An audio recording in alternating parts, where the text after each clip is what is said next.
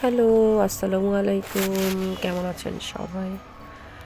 আজকে রান্না করব গিমা শাক ভাজি। বেশ কয়দিন আগে গিমা শাক আর পাট শাক একবারে কিনে এনেছিলাম। পাট শাক রান্না করে খেয়েছি ভাজি করে। গিমা শাকটা বেছে আমি রেখে দিয়েছিলাম পলি করে নরমালে। আজকে সেটা দিয়ে গিমা শাকটা একদম অল্প একটু, তো আর একটু তিতা, তিতা সরি একটু তিতা টেস্টি, তাই হচ্ছে আমি একটু আলু মিক্স করে ভাজি করব। কিমা শাক ভাজি করার জন্য তেল দিয়ে কড়াইতে তেল একটু গরম হওয়ার পরে পেঁয়াজ আর রসুন দিলাম। এটা ভাজবো না, নর্মালি একটু নাড়াচাড়া করবো আর কি, হালকা একটা দিব, ভাজা দিব এর মধ্যে। তারপরে শাক মরিচ যা দেওয়ার দিব।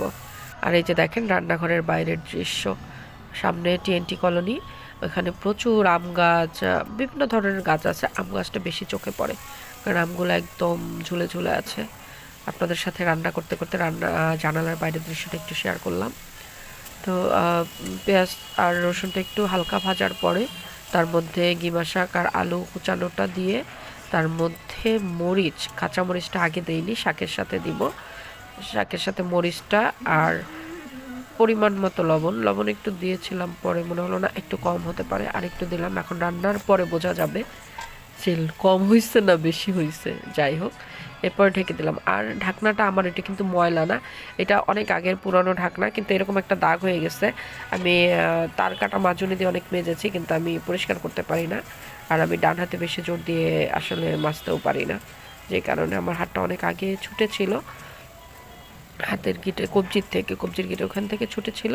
তো এখন আমি বেশি প্রেশার দিলে কোনো কিছুতে আবার হাতটা ফুলে যায়। তারপর আমি চেষ্টা করেছি। যাই হোক, এদিকে আমার ভাজিটা হয়ে গেল, ওইদিকে আমি রান্না করব কই মাছ, আলু আর ঢ্যাঁড়স ভেজে সেটা দিয়ে ঝোল। গিমা শাক ভাজিটা হয়ে যাচ্ছে, একটু নেড়ে ছেড়ে নামিয়ে নিব। গিমা শাকের গিমা শাকটা আসলে ছোটোবেলা অনেক খাওয়া হতো, যখন আমার দাদু, উনি যখন সুস্থ সবাই দাদি, যাকে সবাই দাদি বলেন কিন্তু আমরা দাদু বলতাম। দাদি যখন সুস্থ স্বাভাবিক ছিল তখন প্রচুর খাওয়া হতো, আর তখন গ্রামেও থাকতাম। তারপরে আস্তে আস্তে ঢাকায় চলে আসা, দাদুও পৃথিবী ছেড়ে চলে গেল, আল্লাহর কাছে চলে গেলেন। এই সব অনেক কিছু কারণে খাওয়া হয় না, তো সেদিন হঠাৎ খেতে ইচ্ছে করলো। পরে বাইরে গিয়ে দেখলাম পাওয়া গেছে, নিয়ে আসছি, ভাজি করছি। আজকে 2-4 দিন পরে ভাজি করছি, এনে রেখেছিলাম 2-3 দিন আগে। যাই হোক, তো গিমা শাকে কিন্তু একটু তিতা শাক হলেও এটা প্রচুর ঔষধি গুণ সম্পন্ন একটি শাক। এটাতে প্রচুর আয়রন আছে, ক্যালসিয়াম আছে, ভিটামিন সি আছে। ভিটামিন সি আমাদের রোগ প্রতিরোধ ক্ষমতা বাড়ায়, এটা জানেন। আর আয়রন হিমোগ্লোবিনের জন্য খুব উপকার, হিমোগ্লোবিন বাড়ায়। সবচেয়ে বড় কথা হচ্ছে ডায়াবেটিস আর বাতের ব্যথার জন্য গিমা শাক খুবই উপকারী শাক। তো কেউ হাতের কাছে পেলে শাকটা অবহেলা করবেন না। একটু তেতো হলেও কিন্তু খুব বেশি তেতো শাক না এটা। আপনি আলু দিয়ে ভাজি করেও খেতে পারেন, ডাল দিয়ে রান্না করেও খেতে পারেন। তো আলু দিয়ে ভাজি করলে তিতা ভাবটা একটু কম লাগে, আর খুব বেশি তিতাও না। তো সবাই চেষ্টা করবেন কাছাকাছি পেলে খাওয়ার জন্য। আর এইদিকে হচ্ছে আমি কই মাছটা খুব ভালো করে ভেজে নিয়েছি, একদম উল্টে পাল্টে কড়া কড়া করে ভেজে নিয়েছি। ঢ্যাঁড়সটাও ভাজলাম, আলুটাও ভাজবো। আলুটা ভেজে এইটার মধ্যে হচ্ছে একটু ভাজাভাজি করি, এটাও অনেক বছর আগের পুরানো। মানে আমি যখন থেকে একা ঢাকায়, আমি বেশ অনেক বছর একা একা থেকেছি, জব করেছি, পড়াশোনা করেছি। সেই তখনকার হাঁড়ি পাতিলে অনেক বেশি আছে আমার, যেহেতু ওগুলো এখনও ব্যবহার করা যায়, আমি কেন ফেলে দিব, এজন্য ফেলে দেই নাই, ব্যবহার করছি। অনেকে ভাবতে পারেন আমার কিছু নাই, তাও ভালো। যারা ভাববেন আমার কিছু নাই, এগুলোই একটা একটা করে কিনে দেন না ভাই, তাও তো আমার কিছু হয়। হ্যাঁ হ্যাঁ, মজা করলাম। যাই হোক, আমার মাছ ভাজা, আলু ঢেঁড়স সব ভাজা, আলু একদম পুরাপুরি ভাজি নাই, আলু 60-40 এরকম করে ভেজেছি।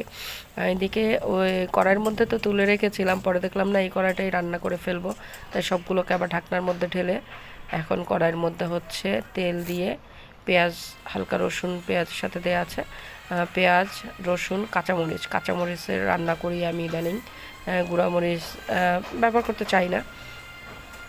আমার কাঁচামরিচের রান্নাটা কালারটা একটু গোল্ডেন গোল্ডেন হয়, ভালোও লাগে, খেতেও স্বাদ।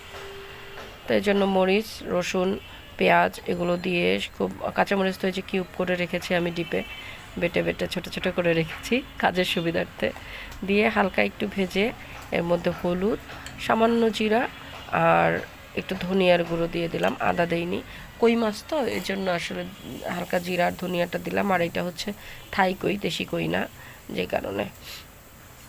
এরপরে হচ্ছে মশলাটা ভালো করে কষাবো। মশলাটা ভালো করে কষানোর পরে হচ্ছে গিয়ে পর্যাপ্ত পানি দিব। তো ওইদিকে হচ্ছে আমি মশলাটা কষাচ্ছি, ওইদিকে তাকে বললাম যে চাল দেওয়ার জন্য, রান্না করার জন্য, কারণ আমি তরকারিটা আগে রান্না করি তারপরে ভাত বসায় দিই, কারণ ভাত হয়ে যায় অল্প সময়। আর আমার যেহেতু রান্নাঘরে জায়গা কম, ভাত তো ঠিকা দিয়ে কিছুক্ষণ রাখা লাগে, তো এই কারণে চিন্তা করি না, ভাতটা একটু পরে দিই। আর যেহেতু আমি দুইবারের ভাত মানে রাতের আর দুপুরের ভাত একবারে রান্না করি, এই জন্য ভাতটা সবার পরে বসায়, যেন গরম টরম পড়লে নষ্ট হয় না। তারপরও এখন তো আবার গরমও নাই, বৃষ্টি পড়ে একদম শীতল হয়ে গেছে সব কিছু, তারপরও আর কি সব কিছুর জন্যই আমি হচ্ছে ভাতটা পরেই রান্না করি, যেহেতু অল্প সময় হয়ে যায়, আমার অত প্যারা থাকে না। এদিকে মশলাটা ভালো করে কষাচ্ছি, আর এখন হচ্ছে দিব ঝোল। আমি নাকি ঝোল রান্নাই করতে পারি না, সব শুকায় ফেলি, এই জন্য হচ্ছে বাটি বাটি ভর্তি পানি দিয়ে ঝোল দিব, আর রান্নাও করব ঝোল। এটা সত্যি যে আমার আসলে ঝোল রান্নাটা ওরকম করা হয় না, মানে ঝোল যতই দেই আমি লাস্টে শুকায় ফেলি এই জন্য ভরপুর পানি। হোক, পানিটা হালকা যখন গরম হয়ে আসছে তখন আমি এর মধ্যে দিব আলু ভাজাটা, কারণ আলুটা একটু সিদ্ধ হতে হবে। আলুটা মানে আলুটা যখন সিদ্ধ হয়ে যাবে তখন আমি বাকি সবজিগুলো দিয়ে দিব। তো আলুটা সিদ্ধ। আর একটা কথা, আমি এই যে নাক টানছি, আমি রান্না করতে গেলে আমার হাঁচি হয়, ডাক্তার বলছে হচ্ছে আমাকে মাস্ক পরে রান্না করতে। অ্যাকচুয়ালি এটা কি সম্ভব আপনারা বলেন? তাই একটু কষ্ট করি।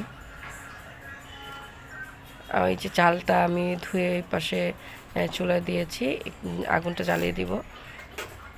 আর এদিকে পানিটা ফুটতেছে ফুটতেছে, মানে গরম হচ্ছে যথেষ্ট। আলুটা আমি দিয়ে দিয়েছি এর মধ্যে আগেই, মানে পানিটা একটু যখন গরম হয়েছে বুঝতে পেরেছি তখন আলুটা দিয়েছি, কারণ গরমের সাথে সাথে পানি ফুটতে ফুটতে আমার আলুটা সিদ্ধ হয়ে যাবে, আমার ঝোলটা একটু থাকবে। আর এদিকে ঘরের টুকটাক অন্য কিছু ও সামলাচ্ছে, মানে সামলাচ্ছে বলতে টুকটাক একটু কাজ করছি, যেমন ফিল্টারটা পরিষ্কার করতে হবে। আচ্ছা, আমার ফিল্টারটার এক সাইডে একটু হচ্ছে গিয়ে সবুজ সবুজ হয়ে যায় পানি রাখার কিছুদিন পরে। এটা কি আসলে রোদ পড়ে ওইখানে এজন্য, নাকি অন্য কোনো কারণ? একটু কেউ জানার থাকলে জানাবেন। আমার 3-4 দিন পর পরে ফিল্টারটা ধুইতে হয়। আর এদিকে আমার ঝোল হয়ে গেছে, মানে যতটুকু রাখবো, আলুও সিদ্ধ হয়ে গেছে, এই জন্য ঢ্যাঁড়স দিচ্ছি। ভাবছিলাম ঢ্যাঁড়সটা আগে দেই, 2 মিনিট পরে মাছ দেবো, কিন্তু দেখলাম না, হবে না, একসাথেই দিয়ে দিই, হয়ে যাবে। ঢ্যাঁড়স তো সিদ্ধই অলমোস্ট ভাজা, আর ঢ্যাঁড়স সিদ্ধ হতে বেশি সময়ও লাগে না। যাই হোক, আমার মাছ রান্নাটাও শেষ।